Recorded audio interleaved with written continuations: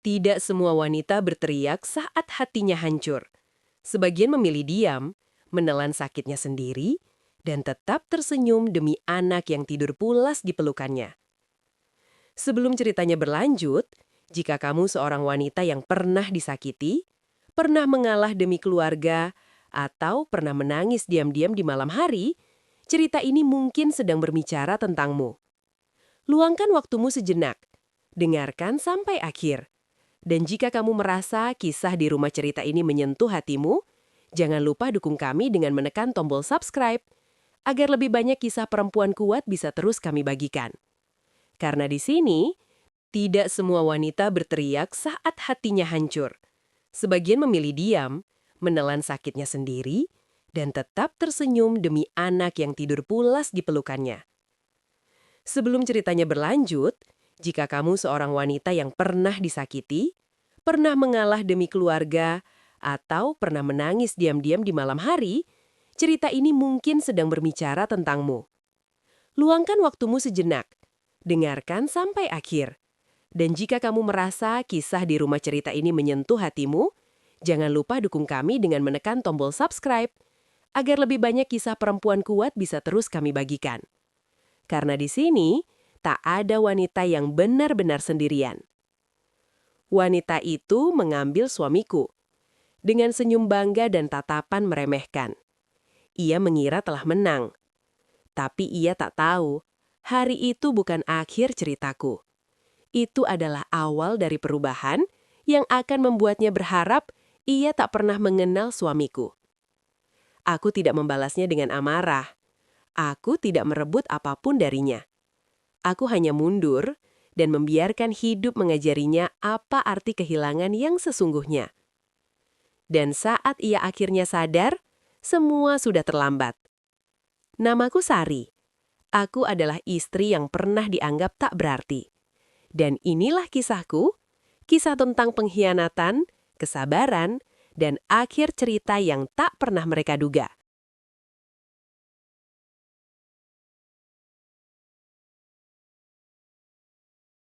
Aku selalu percaya bahwa kebahagiaan tidak harus datang dari kemewahan. Bagiku, pulang ke rumah kecil dengan pintu yang kadang macet, disambut senyum suami dan tawa anak, sudah lebih dari cukup. Aku tidak pernah bermimpi hidup bergelimang harta. Aku hanya ingin hidup yang tenang, ditemani orang yang setia.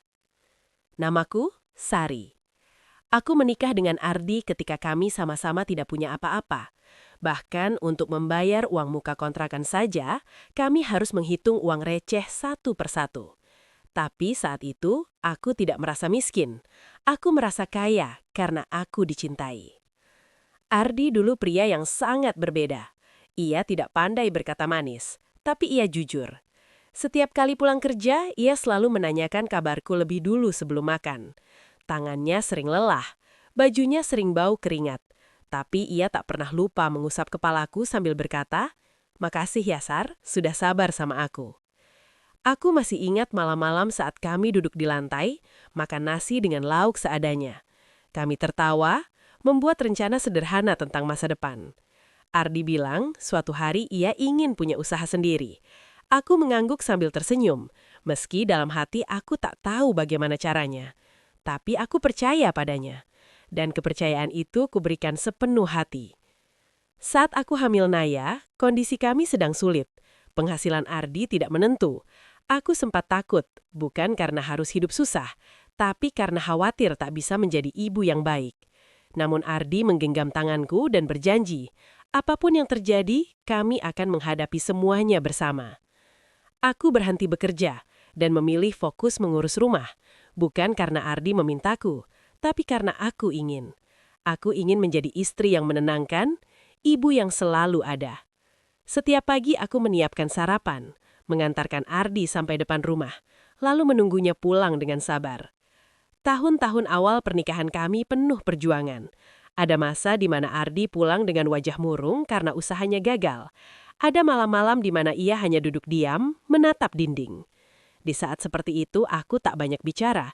Aku hanya duduk di sampingnya, menyeduhkan teh hangat, dan berkata pelan, "Gagal bukan berarti selesai." Aku tidak tahu apakah kata-kataku benar-benar menguatkannya. Tapi aku tahu, aku tidak pernah meninggalkannya. Ketika akhirnya usaha Ardi mulai berjalan, aku adalah orang pertama yang bersyukur. Aku ikut senang setiap kali ia mendapat klien baru. Aku mendengarkan ceritanya dengan antusias, meski tak selalu mengerti istilah bisnis yang ia gunakan. Aku bangga melihatnya perlahan berubah menjadi pria yang percaya diri. Mungkin disitulah kesalahanku. Aku terlalu fokus mendukung, sampai lupa menjaga diriku sendiri. Seiring waktu, Ardi mulai sering pulang larut. Awalnya aku maklum, aku tahu ia sedang membangun masa depan. Tapi lama-kelamaan kebiasaannya berubah. Ia jarang mengajakku berbincang. Ponselnya selalu berada di tangannya. Jika aku bertanya, jawabannya singkat, bahkan kadang terdengar tergesa. Aku mencoba menepis rasa curiga. Aku memilih percaya, karena bagiku kepercayaan adalah bentuk cinta paling jujur. Namun ada satu malam yang tak pernah bisa kulupakan. Ardi pulang dengan kemeja rapi yang tidak biasa. Wajahnya tampak segar, jauh dari lelah yang biasanya ia bawa pulang. Saat ia duduk, ponselnya berbunyi. Ia tersenyum kecil tanpa sadar. Senyum yang tak pernah kulihat beberapa bulan terakhir. Aku menatapnya lama. Ada perasaan asing yang menyelinap di dadaku. Perasaan yang membuat nafasku terasa berat, meski aku belum tahu apa penyebabnya. "Siapa?" tanyaku pelan, mencoba terdengar biasa. Ardi terdiam sejenak, lalu menjawab, "Teman kerja." Aku mengangguk. Aku tidak bertanya lagi. Tapi malam itu untuk pertama kalinya sejak menikah, aku menangis diam-diam di kamar mandi. Hari-hari berikutnya jarak itu semakin terasa. Ardi jarang berada di rumah. Jika aku mencoba bercerita tentang Naya, ia hanya mengangguk tanpa benar-benar mendengarkan. Tatapannya sering kosong, seolah pikirannya berada di tempat lain. Aku mulai bertanya-tanya pada diriku sendiri. Apakah aku berubah? Apakah aku kurang menarik? Apakah kesederhanaanku membuatnya bosan? Aku tidak menemukan jawabannya. Yang ku tahu, aku masih istri yang sama. Masih wanita yang setia, yang menunggu dengan sabar, yang percaya bahwa semua ini hanya fase lelah yang akan berlalu. Aku tidak tahu bahwa di luar sana ada seseorang yang sedang perlahan masuk ke dalam hidup suamiku. Seseorang yang kelak akan merobohkan rumah tangga yang kubangun dengan air mata dan doa. Dan aku, yang masih duduk setia di rumah kecil itu, belum menyadari bahwa badai besar sedang mendekat. Aku masih percaya bahwa cinta cukup untuk menjaga segalanya. Aku belum tahu bahwa kepercayaanku akan menjadi luka terdalam dalam hidupku.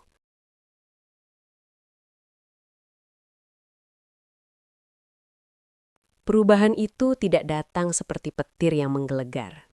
Ia hadir perlahan, nyaris tak terasa, seperti air yang merembes masuk ke dalam rumah tanpa suara. Awalnya hanya membuat lantai lembab, tapi lama-lama merusak seluruh bangunan. Ardi semakin jarang pulang tepat waktu. Jika dulu ia selalu mengabari meski hanya dengan pesan singkat, kini ponselnya sering sunyi, atau justru terlalu sering berbunyi. Tapi tak pernah ia jawab di hadapanku. Setiap kali aku mendekat, ia refleks mematikan layar. Aku mencoba bersikap biasa. Aku tak ingin menjadi istri yang penuh kecurigaan. Aku masih memasak seperti biasa, menyiapkan bajunya, dan menunggunya pulang meski kadang jam dinding sudah melewati tengah malam. Namun, ada jarak yang tak bisa kusembunyikan. Jarak yang tidak terlihat, tapi terasa menusuk setiap kali kami duduk berhadapan tanpa percakapan. Suatu sore, Ardi pulang lebih awal dari biasanya. Penampilannya rapi, jauh lebih rapi dari hari-hari kerja sebelumnya. Ia tampak terburu-buru mengganti baju, lalu duduk di ruang tamu sambil memegang ponsel. Sesekali ia tersenyum kecil. Aku memperhatikannya dari dapur. Hati kecilku berdesir tak nyaman. "Kamu mau kemana?" tanyaku, berusaha terdengar santai. "Ada urusan sebentar," jawabnya singkat. Aku mengangguk. "Pulangnya malam?" "Belum tahu," katanya tanpa menatapku. Aku menelan ludah. Tidak ada lagi penjelasan panjang seperti dulu. Tidak ada lagi cerita. Aku merasa seperti tamu di rumah sendiri. Malam itu, Ardi pulang sangat larut. Bau parfum asing melekat di bajunya. Bukan bau yang biasa kupakai, bukan pula bau sabun rumah. Bau itu lembut, manis, dan asing. Aku tidak langsung bertanya. Aku hanya memejamkan mata, berpura-pura tidur. Tapi hatiku terjaga sepanjang malam. Keesokan harinya, Ardi mengatakan bahwa ia ingin mengajakku bertemu seseorang. Katanya rekan kerja yang akan banyak membantu usahanya. Aku menyetujui, meski ada rasa tak nyaman yang terus menggelayut di dada. Kami bertemu di sebuah kafe. Tempatnya rapi dan modern. Aku merasa sedikit canggung dengan pakaianku yang sederhana. Tak lama kemudian, seorang wanita datang menghampiri kami. Ia cantik, penampilannya rapi, wajahnya terawat, dan caranya berjalan penuh percaya diri. Senyumnya lebar saat melihat Ardi. "Hai Ardi," sapanya akrab. Ardi berdiri, menyambutnya dengan senyum yang jarang kulihat belakangan ini. "Ini Rena," katanya sambil menoleh padaku. "Rekan kerjaku." Aku berdiri dan tersenyum sopan. "Sari." Rena menjabat tanganku. Genggamannya ringan, tapi tatapannya menilai. Ia memandangku dari ujung kepala sampai kaki, lalu tersenyum kecil. "Senang bertemu denganmu," katanya. Kami duduk bertiga. Ardi dan Rena berbincang hangat tentang pekerjaan, tentang proyek, tentang hal-hal yang tidak ku mengerti. Aku lebih banyak diam, hanya tersenyum dan sesekali mengangguk. Rena sesekali menoleh kepadaku. "Mbak Sari pasti bangga ya, punya suami pekerja keras seperti Ardi?" Aku tersenyum. "Tentu." Ia tertawa kecil. "Jarang loh istri yang mau mengerti dunia kerja suaminya." Kalimat itu terdengar seperti pujian. Tapi entah kenapa, hatiku terasa perih. Sejak pertemuan itu, nama Rena sering disebut Ardi. Ia bercerita tentang ide-ide Rena, tentang cara berpikirnya yang modern, tentang relasinya yang luas. Setiap cerita itu membuatku merasa semakin tertinggal. Aku mencoba ikut masuk ke dunianya, tapi selalu gagal. Setiap kali aku bertanya, Ardi menjawab singkat. Kadang ia terlihat kesal, seolah pertanyaanku mengganggu. "Dunia kamu sekarang beda, Sar. Kamu gak akan ngerti." Kalimat itu menghantamku tanpa ampun. Aku mulai meragukan diriku sendiri. Aku mulai merasa kecil. Aku bertanya-tanya, apakah aku memang tidak cukup pintar, tidak cukup menarik, tidak cukup pantas berjalan di sampingnya. Rena semakin sering hadir. Kadang mengirim pesan, kadang menelpon.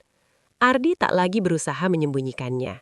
Ia menjawab telepon di depan mataku, berbicara dengan nada lembut yang tak pernah ia gunakan padaku. Malam itu, aku mendengar Ardi tertawa lepas saat menelpon. Tawa yang dulu sering kudengar, tapi sudah lama hilang. Aku duduk di ruang tamu, memeluk lututku sendiri.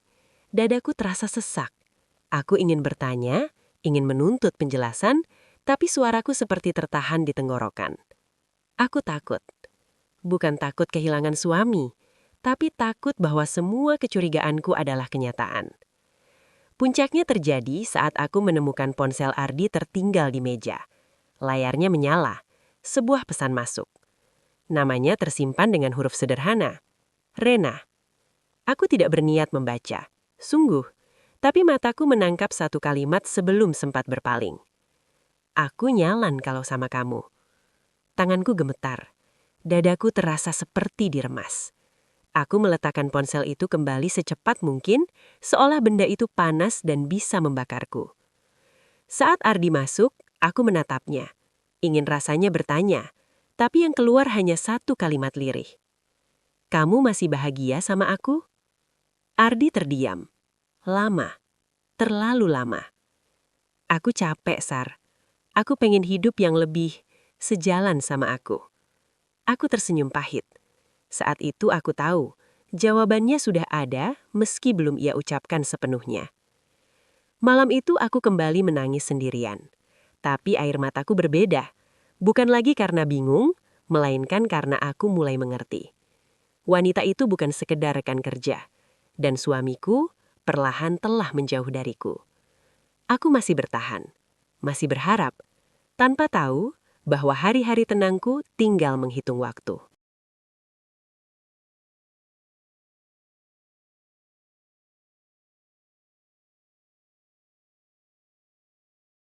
Aku masih bertahan, meski hatiku terus disakiti sedikit demi sedikit. Setiap pagi, aku bangun dengan harapan kecil bahwa Ardi akan kembali menjadi pria yang dulu. Pria yang menatapku dengan hangat, bukan dengan wajar lelah dan dingin seperti sekarang.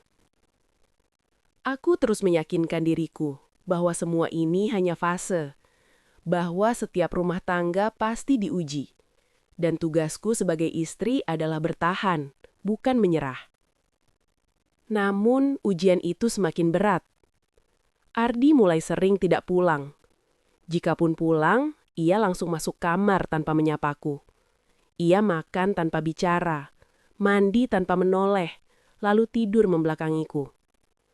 Kami berada di satu ranjang, tapi terasa seperti dua orang asing. Aku mencoba mendekat. Aku memeluknya dari belakang suatu malam, berharap sentuhan itu mengingatkannya pada kami. Tapi ia melepaskan tanganku dengan halus, seolah aku hanya mengganggunya. "Capek, Sar," katanya singkat. Aku menarik tanganku perlahan. Dadaku sesak, tapi aku masih diam.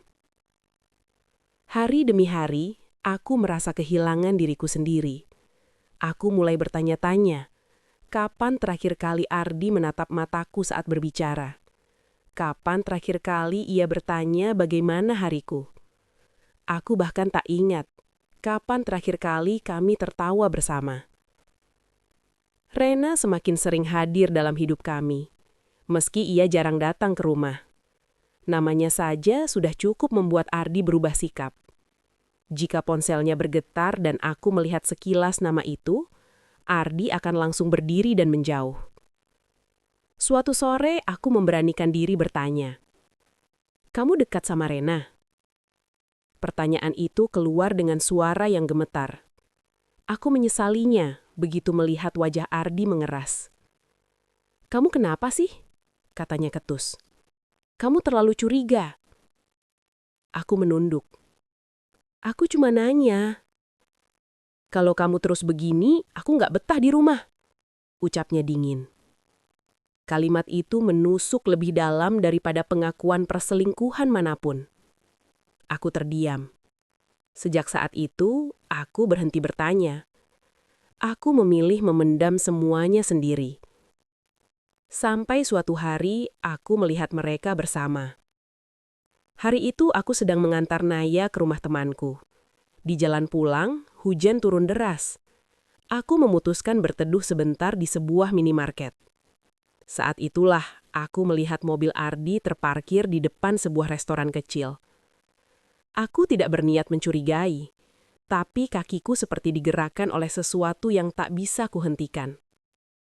Dari balik kaca, aku melihat mereka duduk berhadapan. Ardi tersenyum lebar. Rena tertawa sambil menyentuh tangannya. Sentuhan yang begitu akrab, begitu dekat. Aku berdiri terpaku. Tanganku gemetar, nafasku tercekat. Itu bukan lagi hubungan rekan kerja. Aku pulang dengan langkah gontai. Hujan membasahi tubuhku, tapi aku tak peduli. Yang terasa dingin bukan air hujan, melainkan kenyataan yang akhirnya tak bisa kuhindari. Malam itu aku menunggu Ardi pulang. Untuk pertama kalinya, aku tidak tidur. Aku duduk di ruang tamu, menatap pintu, dengan hati yang sudah bersiap menerima apapun. Saat Ardi masuk, aku berdiri. "Kita perlu bicara," kataku pelan. Ardi terdiam. Ia menatapku lama, lalu menghela nafas berat.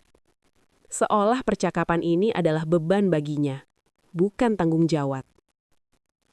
"Aku tahu tentang kamu dan Rena," kataku lirih. Ardi tidak kaget, tidak menyangkal. Ia hanya menunduk sebentar, lalu duduk di sofa. "Aku nggak bermaksud nyakitin kamu," katanya. Akhirnya, kalimat itu membuatku hampir tertawa. Betapa sering kalimat itu dipakai untuk membenarkan luka. "Sejak kapan?" tanyaku. "Ini rumit," jawabnya. "Aku nemu kenyamanan yang gak aku dapat di rumah." Air mataku jatuh. Lalu aku ini apa? Ardi mengusap wajahnya. Kamu istri yang baik, Sar. Ibu yang baik. Tapi aku butuh lebih. Aku menutup mata. Kata-katanya menghancurkan semua sisa harga diriku. Kamu berubah, kataku. Dan kamu nyalahin aku atas perubahan itu. Ia terdiam. Aku sudah terlalu lama menunggu kamu berubah lagi. Tapi ternyata aku yang harus pergi.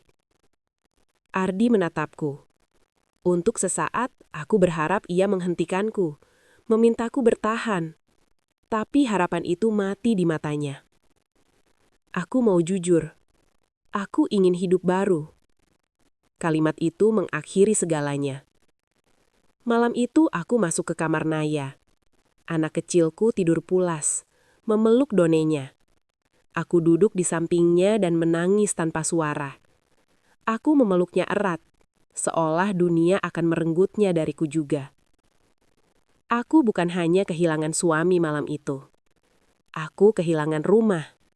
Aku kehilangan masa depan yang aku pikirkan akan kumiliki. Dan yang paling menyakitkan, aku kehilangan diriku sendiri. Aku tidak tahu bagaimana caranya melanjutkan hidup setelah ini. Yang ku tahu, badai yang selama ini kutakuti akhirnya benar-benar datang.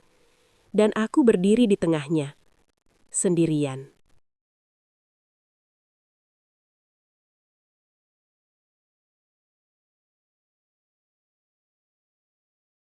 Pagi itu rumah terasa asing, meski aku masih berdiri di tempat yang sama. Udara di dalamnya sunyi, bukan sunyi yang menenangkan, melainkan sunyi yang menyakitkan. Aku duduk di tepi ranjang, menatap sisi tempat tidur yang kosong. Bantal Ardi masih ada di sana, tapi kehadirannya sudah pergi jauh sebelum tubuhnya benar-benar meninggalkan rumah ini. Ardi bersiap dengan tenang. Terlalu tenang untuk seorang pria yang akan meninggalkan keluarganya. Ia melipat pakaian, memasukkannya ke dalam koper tanpa menoleh ke arahku. Aku berdiri di pintu kamar, memperhatikannya, berharap ada satu kalimat saja yang keluar dari mulutnya untuk menghentikan semua ini.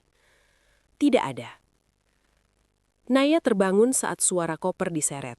Ia keluar dari kamar dengan mata masih mengantuk. "Ayah mau kemana?" tanyanya polos. Ardi berhenti sejenak. Ia berlutut di depan Naya, tersenyum dipaksakan. "Ayah mau kerja agak lama." Aku memalingkan wajah. Aku tak sanggup melihat kebohongan itu diucapkan dengan begitu mudah. Saat pintu akhirnya tertutup, kakiku lemas. Aku terduduk di lantai. Rumah itu terasa runtuh bersamaan dengan runtuhnya pernikahanku. Aku ingin menangis sekeras-kerasnya, tapi Naya memelukku erat. "Bunda jangan sedih," katanya lirih. Kalimat itu menghancurkanku lebih dari kepergian Ardi. Hari-hari setelahnya berjalan lambat. Aku seperti menjalani hidup dengan tubuh tanpa jiwa. Aku bangun pagi, menyiapkan sarapan, mengantar Naya sekolah, lalu kembali ke rumah yang sunyi.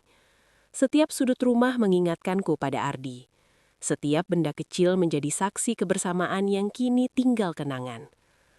Aku menunggu telepon, pesan, apapun. Tapi yang datang hanya keheningan. Beberapa hari kemudian, ibu mertuaku datang. Wajahnya keras, tatapannya penuh penilaian. Ia duduk di ruang tamu tanpa menanyakan keadaanku. "Kamu harus sadar diri," katanya tanpa basa-basi.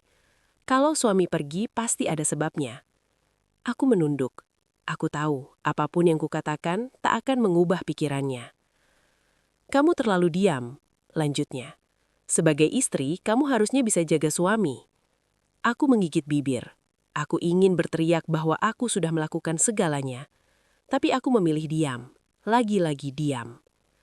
Ia pergi tanpa memelukku, tanpa menanyakan kondisi cucunya. Sejak hari itu, aku berhenti berharap pada siapapun selain diriku sendiri. Masalah keuangan mulai terasa. Ardi berhenti mengirim uang. Tabunganku menipis. Aku mulai menjual barang-barang kecil di rumah. Perhiasan terakhir pemberian ibuku pun akhirnya kulepas. Aku tidak pernah merasa sehina itu sebelumnya. Tapi aku tidak punya pilihan. Aku harus bertahan demi Naya. Malam-malamku dipenuhi tangisan sunyi. Aku sering duduk di kamar mandi, menutup mulutku dengan handuk agar Naya tidak mendengar. Aku bertanya pada Tuhan, di mana letak kesalahanku? Aku memohon agar diberi kekuatan, karena aku tahu aku tidak boleh jatuh terlalu lama. Suatu malam, aku menerima pesan dari Ardi. Aku akan mengurus perceraian. Kalimat itu singkat, dingin, tanpa empati. Aku menatap layar ponsel lama. Tanganku gemetar. Aku ingin membalas dengan amarah, dengan tangisan, dengan pertanyaan. Tapi yang kuketik hanya satu kalimat. Baik. Aku tidak tahu dari mana kekuatan itu datang. Tapi aku tahu jika aku terus memohon, aku akan kehilangan sisa harga diriku. Hari itu aku menangis sepuasnya. Untuk pertama dan terakhir kalinya. Setelah itu aku bangkit dari lantai kamar mandi, membasuh wajahku dan menatap cermin. Wanita di depanku tampak lelah, matanya sembab, tapi di balik itu ada sesuatu yang mulai tumbuh. Tekad, kemarahan yang tenang, keinginan untuk hidup. Aku memeluk Naya malam itu lebih lama dari biasanya. Kita berdua cukup, bisikku. Naya mengangguk, meski mungkin ia belum sepenuhnya mengerti. Aku tidak tahu bagaimana caranya melanjutkan hidup. Aku hanya tahu satu hal, aku tidak boleh berhenti. Aku tidak boleh jatuh di hadapan anakku. Aku tidak ingin Naya tumbuh melihat ibunya kalah. Dan tanpa aku sadari, di tengah runtuhnya rumah tanggaku, sebuah perjalanan baru mulai terbentuk. Perjalanan yang lahir dari air mata, luka, dan keputusasaan. Aku belum tahu seperti apa akhirnya. Yang ku tahu, aku sudah terlalu jauh disakiti untuk kembali menjadi wanita yang sama. Dan inilah awal dari perjuanganku yang sesungguhnya.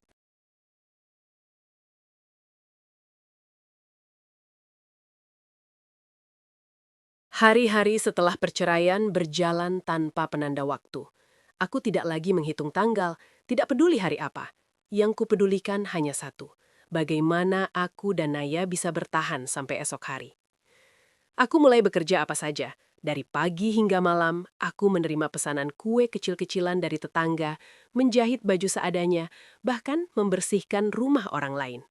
Tanganku kasar, punggungku sering nyeri, tapi aku menelan semuanya tanpa keluhan. Setiap kali aku merasa ingin menyerah, aku melihat wajah Naya. Senyumnya yang polos menjadi satu-satunya alasan aku bangun setiap pagi. Namun dunia seolah tak pernah kehabisan cara untuk mengujiku. Suatu hari, aku jatuh sakit. Demam tinggi membuat tubuhku gemetar. Aku terbaring di kasur dengan kepala berat. Naya duduk di sampingku, memegang tanganku. "Bunda jangan tidur," katanya cemas. Aku tersenyum lemah. "Bunda nggak apa-apa." Tapi aku tahu, aku berbohong. Aku tidak punya uang untuk ke dokter. Aku hanya meminum obat warung dan berharap bisa sembuh sendiri.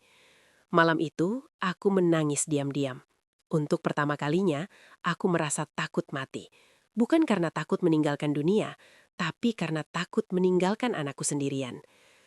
Aku sembuh perlahan, dan sejak hari itu, aku berjanji pada diriku sendiri.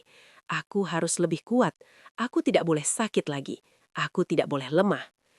Beberapa bulan berlalu, kehidupan kami masih berat, tapi perlahan stabil. Sampai suatu sore, takdir mempermainkanku lagi. Aku melihat Ardi dan Rena di pusat perbelanjaan.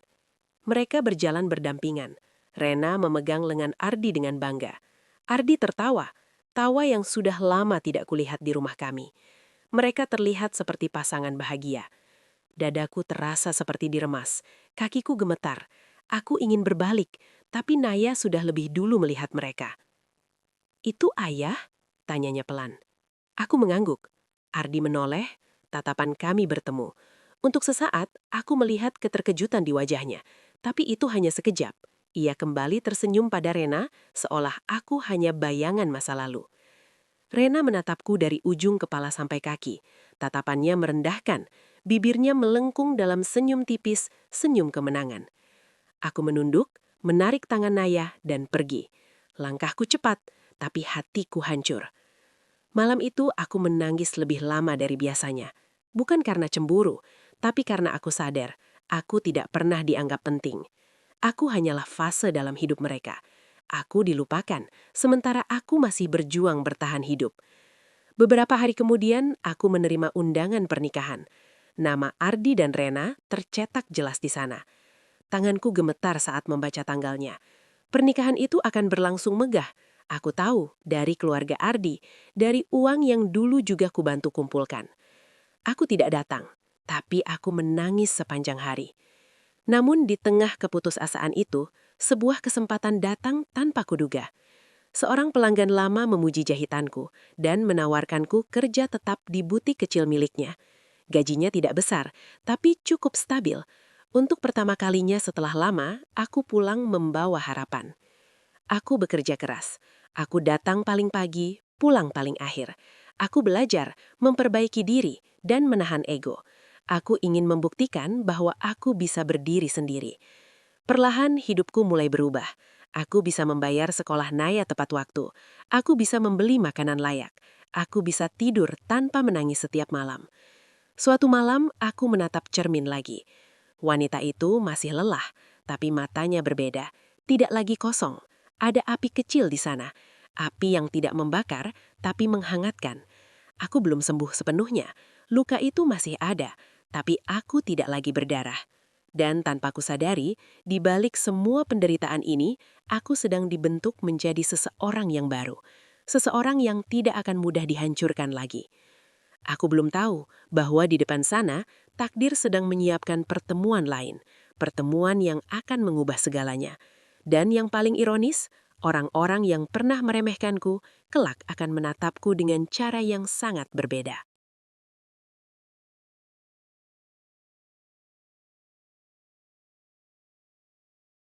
Waktu tidak benar-benar menyembuhkan luka.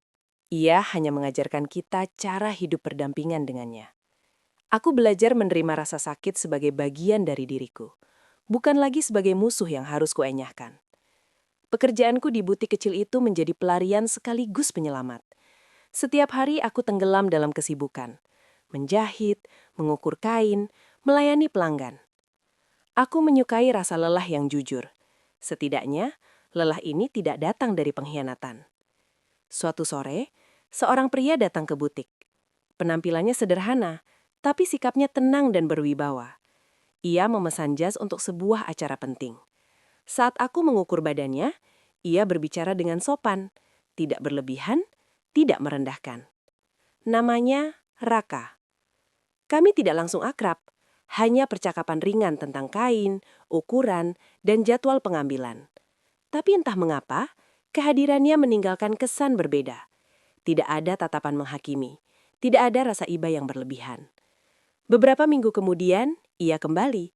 Kali ini bukan hanya untuk mengambil jas, tapi juga membawa pesanan tambahan. Ia memuji hasil kerjaku dengan tulus. Kamu punya bakat. Jarang saya menemukan jahitan serapi ini. Aku tersenyum. Sudah lama aku tidak menerima pujian tanpa rasa curiga. Sejak hari itu, Raka sering datang. Kadang untuk pekerjaan, kadang hanya berbincang sebentar. Aku baru tahu, ia adalah pemilik perusahaan tekstil yang cukup besar. Tapi ia tidak pernah menyombongkan itu. Ia lebih banyak mendengarkan daripada berbicara. Aku tidak berniat membuka hatiku. Aku terlalu lelah untuk percaya. Tapi kehadirannya perlahan menenangkan. Ia tidak memaksaku bercerita. Ia hanya ada. Suatu hari, butik tempatku bekerja hampir bangkrut. Pemiliknya sakit dan tidak bisa melanjutkan usaha. Aku panik. Aku kembali ke titik nol. Raka mengetahui kabar itu. Ia datang dan mengajukan tawaran yang membuatku terdiam. Aku ingin kamu mengelola lini produksi kecil di perusahaanku, katanya. Aku butuh orang yang jujur dan teliti. Aku ragu. Aku takut. Aku merasa tidak pantas. Aku hanya penjahit kecil, kataku. Tidak, jawabnya mantap. Kamu pekerja keras, itu lebih langka. Aku menerima tawaran itu dengan tangan gemetar. Hari pertamaku di tempat baru penuh ketegangan. Dunia itu asing. Angka, laporan, tanggung jawab besar. Tapi aku belajar cepat. Aku bekerja tanpa mengenal lelah. Bulan demi bulan berlalu. Usaha itu berkembang. Aku mendapatkan kepercayaan. Aku mulai mengambil keputusan penting.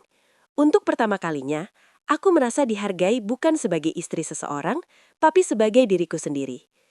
Di tengah semua itu, perasaanku pada Raka mulai tumbuh. Aku menolaknya berkali-kali. Aku takut jatuh lagi. Aku takut kehilangan lagi. Suatu malam, Raka berkata pelan, "Aku tidak ingin menggantikan siapapun di hidupmu. Aku hanya ingin berjalan di sampingmu." Aku menangis, bukan karena sedih, tapi karena akhirnya aku merasa aman. Aku belum tahu, di saat hidupku mulai berdiri kembali, roda takdir sedang berputar cepat. Dan di ujung jalan itu, Ardi dan Rena akan kembali masuk ke hidupku. Bukan sebagai pusat duniaku, tapi sebagai orang-orang yang akan menyadari bahwa wanita yang mereka hancurkan telah berubah menjadi seseorang yang tidak lagi bisa mereka sentuh.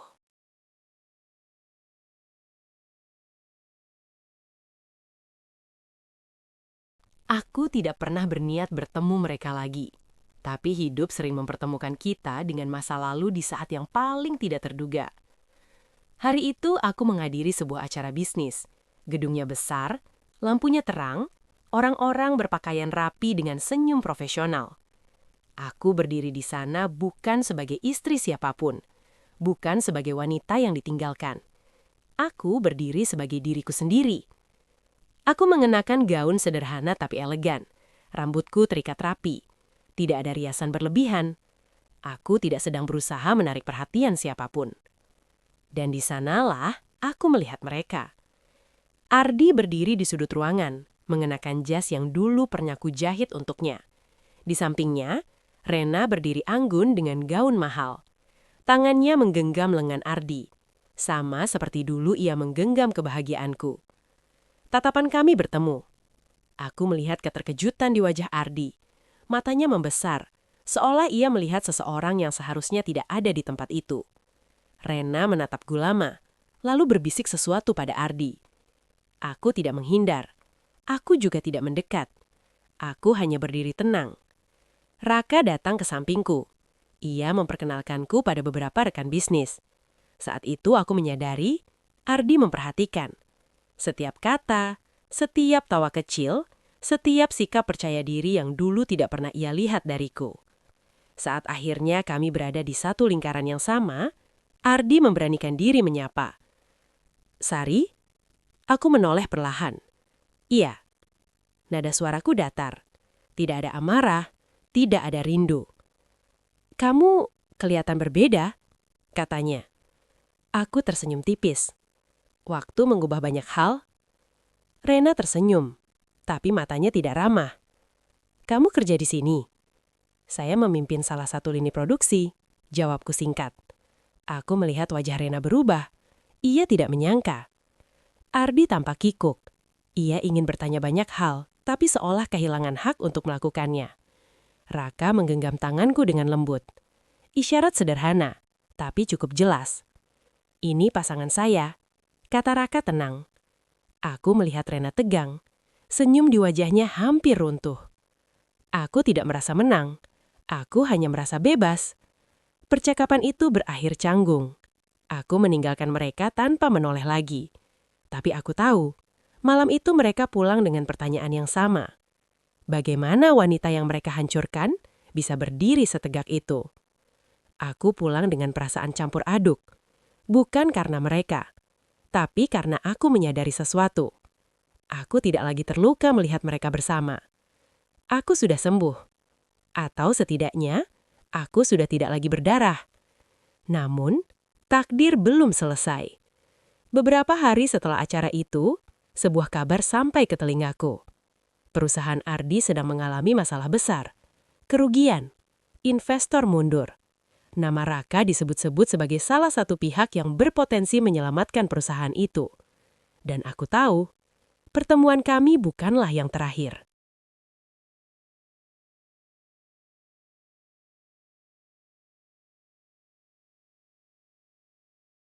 Kabar itu datang seperti angin dingin di siang hari.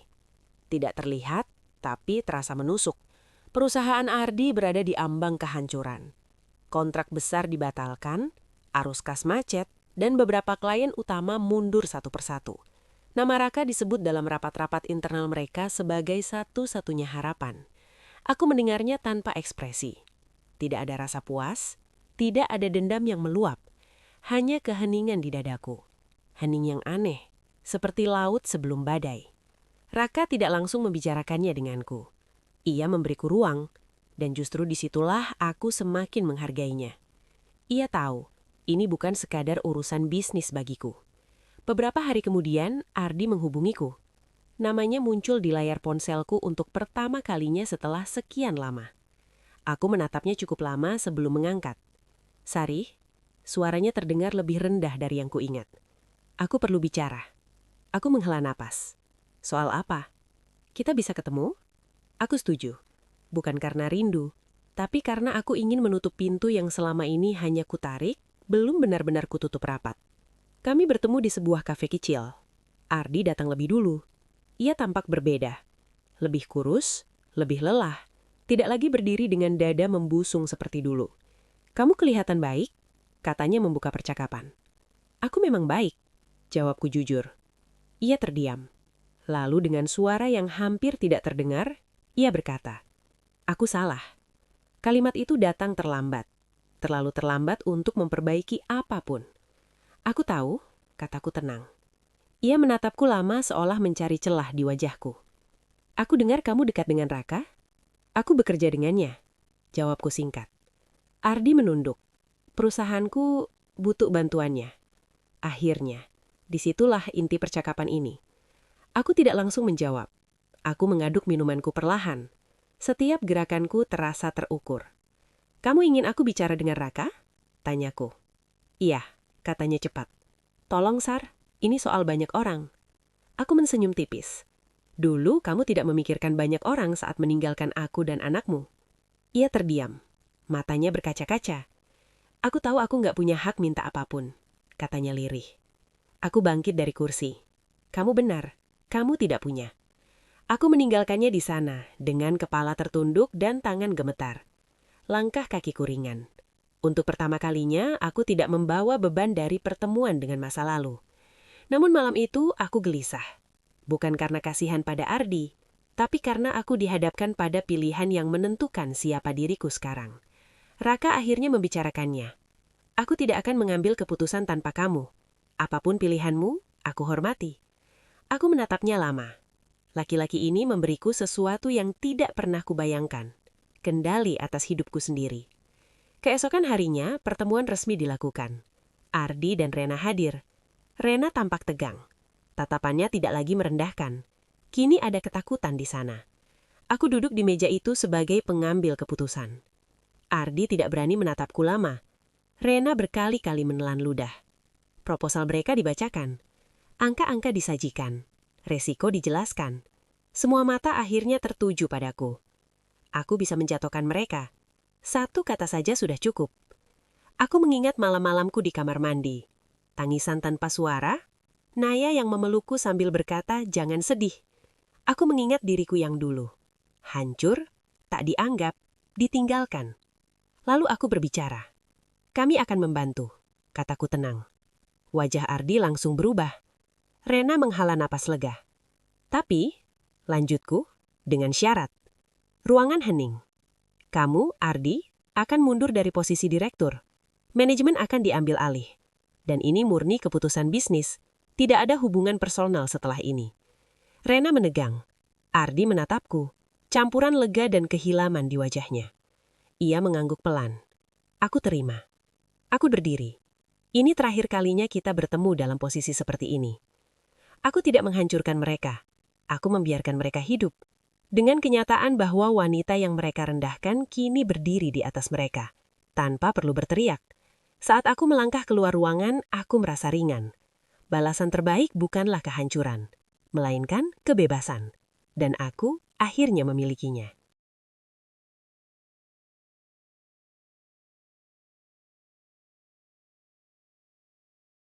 Setelah pertemuan itu, hidup berjalan tanpa suara gaduh.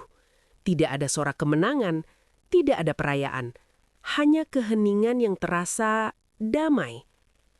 Perusahaan Ardi perlahan bangkit, tapi bukan lagi di bawah kendalinya. Ia menjadi bagian kecil dari sistem yang dulu ia banggakan. Setiap keputusan besar kini harus melewati meja orang lain. Dan aku tahu, itu bukan hal yang mudah baginya. Rena tidak lagi bersinar seperti dulu. Aku mendengar kabar tentangnya tanpa mencarinya. tentang kontrak sosial yang mulai menjauh, tentang lingkar pertemanan yang berubah sikap, tentang senyum yang kini sering dipaksakan. Suatu sore, aku bertemu Rena secara tidak sengaja. Ia sendirian di sebuah butik. Tidak ada Ardi di sisinya. Tidak ada gaun mahal yang mencolok. Ia tampak lelah. Saat melihatku, ia membeku. "Kamu?" Suaranya tertahan. Aku mengangguk sopan. "Hai." Ia menatapku lama. Tidak ada lagi kesombongan di sana. Hanya kelelahan dan sesuatu yang mirip penyesalan. "Aku nggak menyangka hidupku jadi begini," katanya pelan. Aku tidak menanggapi. Aku bukan tempatnya mengadu. Aku pikir dia akan selalu memilih aku. Lanjutnya, hampir berbisik. Aku menatapnya tenang. Dulu, aku juga berpikir begitu. Ia terdiam. Air matanya jatuh. Untuk sesaat, aku melihat diriku yang dulu. Rapuh, berharap, dan tersesat. Tapi, kataku akhirnya, kita semua bertanggung jawab atas pilihan kita. Aku meninggalkannya tanpa rasa dendam. Aku tidak perlu menyakiti untuk merasa menang. Beberapa minggu kemudian, Ardi datang menemuiku. Kali ini ke rumahku. Rumah kecil yang hangat. Rumah yang ku bangun sendiri. Ia berdiri di depan pintu dengan ragu. "Aku cuma mau lihat Naya," katanya. Aku mengizinkannya. Naya menyambutnya dengan canggung. Tidak ada pelukan hangat, hanya sopan santun yang kaku. Itu lebih menyakitkan daripada kemarahan. Saat Ardi pergi, ia berhenti di depan pintu. "Aku menyesal," katanya lirih. "Aku kehilangan segalanya." Aku menatapnya tanpa emosi. "Tidak, kamu hanya kehilangan aku." Ia terdiam. Kata-kataku mengakhiri segalanya. Malam itu, aku duduk di samping Naya yang tertidur. Aku membelai rambutnya pelan. Hatiku penuh, bukan oleh masa lalu, tapi oleh masa depan. Aku tidak tahu apakah hidup akan selalu mudah, tapi aku tahu, aku tidak akan lagi membiarkan siapapun meruntuhkan diriku. Aku telah melewati neraka, dan aku keluar dengan kepala tegak. Aku bukan lagi wanita yang ditinggalkan. Aku adalah wanita yang memilih untuk berdiri.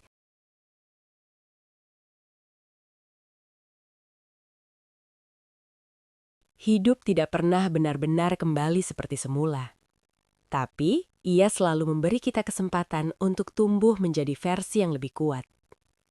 Aku kini menjalani hari-hariku dengan tenang. Pagi-pagi sederhana bersama Naya. Tawa kecil di meja makan. Lelah yang jujur sepulang kerja, dan malam yang tidak lagi dipenuhi tangisan. Tidak sempurna, tapi utuh. Aku belajar bahwa kehilangan bukan selalu hukuman.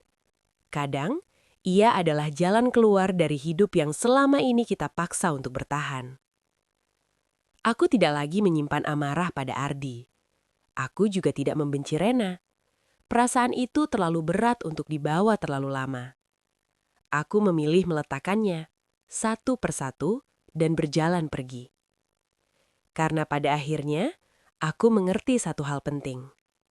Wanita tidak hancur karena ditinggalkan. Wanita hancur ketika ia berhenti percaya pada dirinya sendiri. Dan aku tidak lagi berhenti. Aku berdiri hari ini bukan karena seseorang menyelamatkanku, tapi karena aku memilih untuk menyelamatkan diriku sendiri. Aku memilih bangkit meski lututku gemetar. Aku memilih melangkah meski hatiku penuh luka. Jika kamu yang mendengarkan cerita ini sedang berada di titik terendah hidupmu, jika kamu merasa tidak cukup, tidak dipilih, atau ditinggalkan tanpa penjelasan, percayalah, hidupmu belum selesai. Kadang Tuhan mematahkan hatimu bukan untuk menghancurkanmu, tapi untuk membebaskanmu dari tempat yang tidak lagi layak untukmu. Dan suatu hari nanti, tanpa perlu membalas, tanpa perlu membuktikan apapun, mereka yang meremehkanmu akan melihatmu dari kejauhan dan menyadari satu hal yang terlambat. Kamu bukan kehilangan mereka. Merekalah yang kehilangan kamu. Terima kasih sudah menemani cerita ini sampai akhir. Semoga kisah ini menjadi pelukan hangat untuk hatimu yang mungkin lelah. Jika kamu merasa cerita-cerita seperti ini adalah bagian dari perjalanan hidupmu, jangan lupa untuk subscribe channel Rumah Cerita. Nyalakan loncengnya, karena di sini Kita tidak pernah sendiri dalam luka. Sampai jumpa di cerita berikutnya. Di Rumah Cerita, tempat pulang bagi hati yang pernah terluka.